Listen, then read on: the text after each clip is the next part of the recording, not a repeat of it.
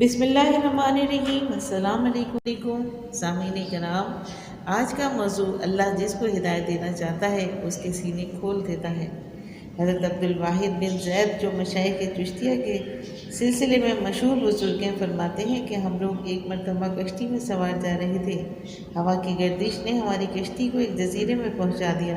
ہم نے وہاں ایک آدمی کو دیکھا کہ ایک بت کی پوجا کر رہا ہے۔ ہم نے اسے پوچھا کہ تو کس کی پرستش کرتا ہے؟ اس نے اس بت کی طرف اشارہ کیا۔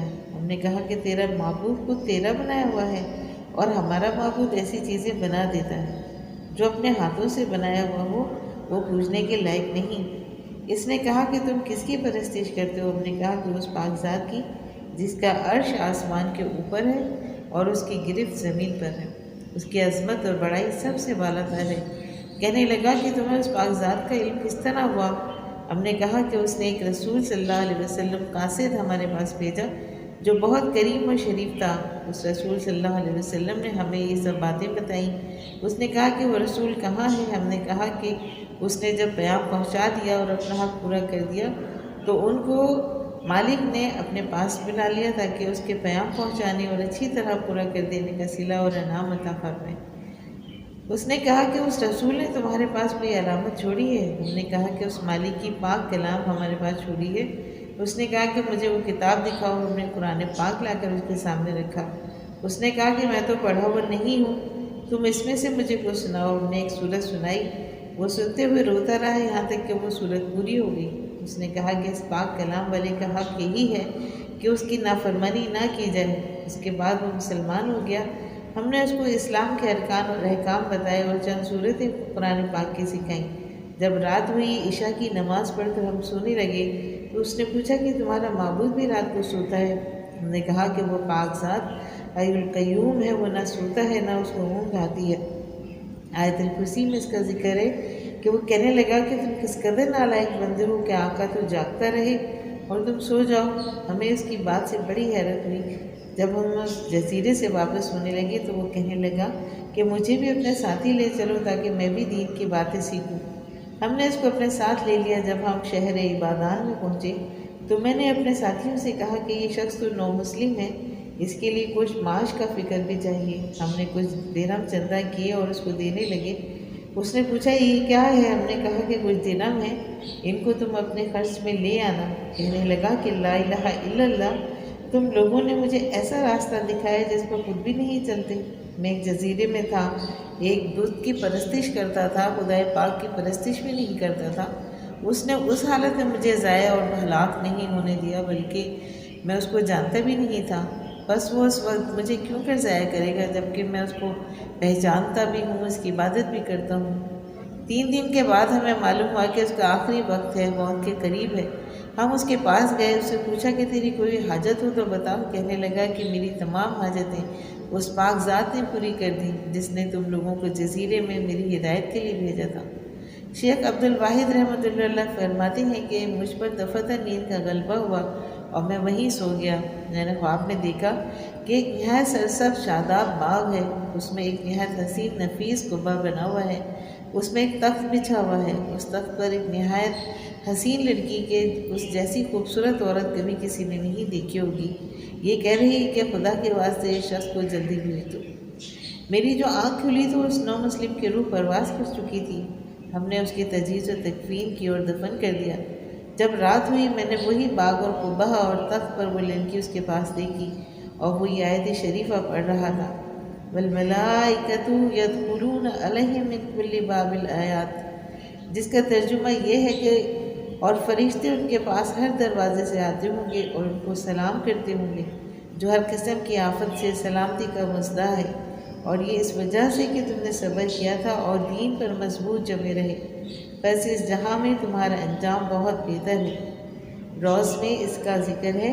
حق تعالیٰ شانہ کی عطا اور بخشش کے کرشمے ہیں کہ ساری عمر بت پرستی کی اور اس نے اپنے لطف و کرم سے موت کے قریب ان لوگوں کو زبردستی کشتی کے بے قابو ہو جانے سے وہاں بھیجا اور اس کو آخرت کی دولت سے مالا مال کر دیا۔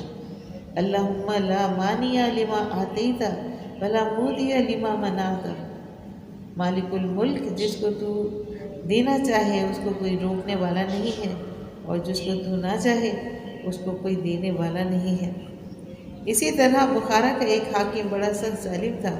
ایک دن وہ اپنی سواری پر چلا جا رہا تھا کہ راستے میں ایک کتا نظر پڑا جس کی خارش ہو رہی تھی اور سردی نے اس کو بہت ستا رکھا تھا۔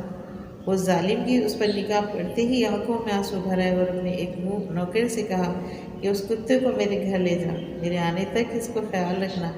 یہ کہہ کر وہ اپنے کام جہاں جا رہا تھا چلا گیا۔ جب واپس آیا تو اس کتے کو منگوایا اور گھر میں ایک کونے میں اس کو بندھوا دیا، اس کے سامنے ٹکڑا ڈالا، پانی رکھوایا اور اس کے بدن پر تیل ملوا کر ایک کپڑے کی جھول اس کے اوپر ڈلوا دی۔